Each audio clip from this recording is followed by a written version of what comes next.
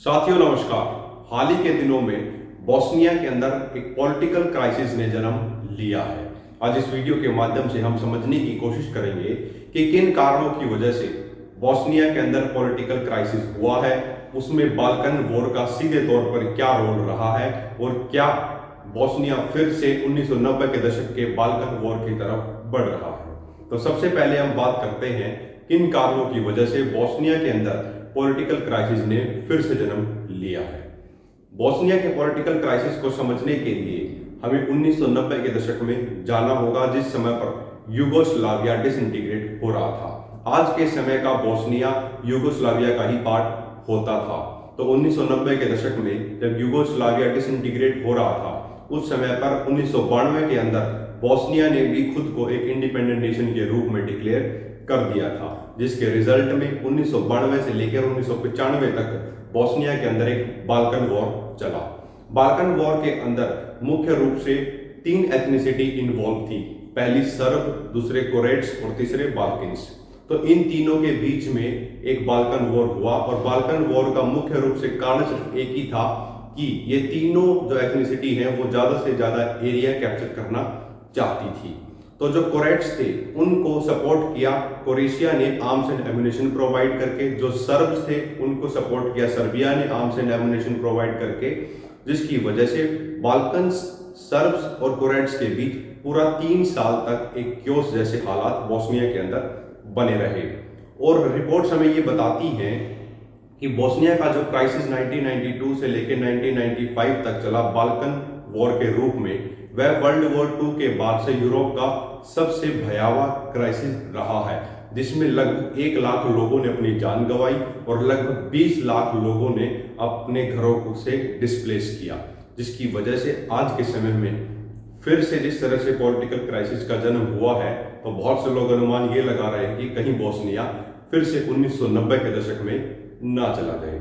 अब इसको समझने के लिए कि आज के समय में किन कारणों की वजह से फिर से पॉलिटिकल क्राइसिस का जन्म हो रहा है, तो उसमें फिर हमें 3 एथनिसिटीज को समझना बहुत ज्यादा जरूरी है। सर्ब्स, कोरेट्स और बाल्कन्स, इनकी जो पॉपुलेशन है उसका जो परसेंटेज है वो जानना बहुत ज्यादा इंपॉर्टेंट है। कोरेट्स की जो पॉपुलेशन है वो लगभग 15% है, सर्ब्स की जो पॉपुलेशन है वो लगभग 30% है और बाल्कन्स की जो पॉपुलेशन है वो लगभग 50% है। तो जब बाल्कन वॉर खत्म हुआ उस समय पर यूएस ने इंटरवीन किया और बोस्निया के अंदर एक डेटन पीस एकॉर्ड को साइन किया गया, जिसके रिजल्ट में बोस्निया के अंदर 2 ऑटोनोमस रीजन बना दिए गए। जो पहला ऑटोनोमस रीजन था उसको लीड कर रहे थे सर्ब और उन्होंने उसका नाम रखा सर्ब रिपब्लिक, और जो दूसरा ऑटोनोमस रीजन था उसको लीड कर रहे थे कोरेट्स एंड मुस्लिम बाल्कन्स। तो दोनों ऑटोनोमस रीजन बनने के बाद वहां पर यूएस की प्रेजेंस रही और 1995 से लेके और अभी तक बोस्निया कहीं ना कहीं एक बैलेंस्ड रूप से आगे बढ़ रहा था। 2 फेडरेशन जरूर थी बोस्निया के अंदर, लेकिन ओवरऑल वो एक कंट्री ही कंसीडर होता था, एक कंप्लीट फेडरेशन था।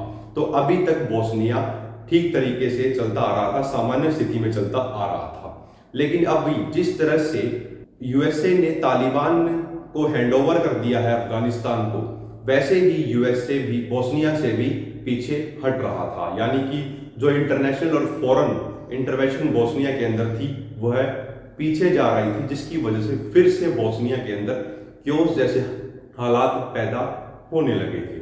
तो उसका मेन रीजन ये है कि आज के समय में जो क्योस जैसे हालात पैदा हो रहे हैं उसका मुख्य कारण सिर्फ एक है कि आज के समय में बोस्निया के जो लीडर हैं मिलोड डोडिक, वो आते हैं सर्ब एथनिसिटी से, जिसका पॉपुलेशन शेयर मैंने आपको बताया लगभग 30% है, जिसकी वजह से जो बाल्कन्स हैं वो उनको एक्सेप्ट नहीं कर रहे हैं क्योंकि उनका पॉपुलेशन शेयर लगभग 50% है। और दूसरा कारण ये है कि जो डोडिक हैं, जो सर्ब एथनिसिटी से आते हैं, वो लगातार कोशिश कर रहे हैं कि फिर से बोस्निया के अंदर डिवीजन हो जाए, यानी कि सर्ब्स का एक अलग देश बन जाए, कोरेट्स का एक अलग देश बन जाए और बाल्कन्स का एक अलग देश बन जाए। लेकिन जो बाल्कन्स के जो लीडर हैं वो ये चाहते हैं कि बोस्निया फिर से ना टूटे।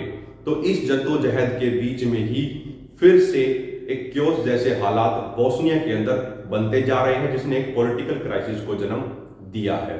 हाल ही में यूएन में बोस्निया के रिप्रेजेंटेटिव ने हालांकि ये कहा है कि बोस्निया के अंदर युद्ध जैसे हालात अभी नहीं है, लेकिन जिस तरह से क्योस बढ़ रहा है, आने वाले समय में 1990 के दशक का बाल्कन वॉर फिर से देखने को मिल सकता है, जिस वजह से कहीं ना कहीं आशंकाएं लगाई जा रही हैं कि बोस्निया के अंदर पॉलिटिकल क्राइसिस एक युद्ध जैसी स्थिति को पैदा ना कर दे, क्योंकि 1990 के दशक में जिस तरह की भयावह स्थिति लोगों ने देखी है और एक सिविल वॉर जैसे हालात पैदा हुए जिसके रिजल्ट में बाल्कन वॉर हुआ है, उसको मद्देनजर रखते हुए बोस्निया के अंदर पॉलिटिकल क्राइसिस का रेजोल्यूशन जितना जल्दी हो सकेगा उतना ही अच्छा है वहां के लोगों के लिए।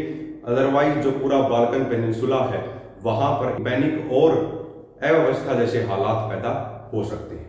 अगर आपको ये इन्फॉर्मेशन अच्छी लगी हो तो वीडियो को ज़्यादा से ज़्यादा शेयर करें, चैनल को सब्सक्राइब करें। आपने हमें सुना उसके लिए बहुत बहुत धन्यवाद।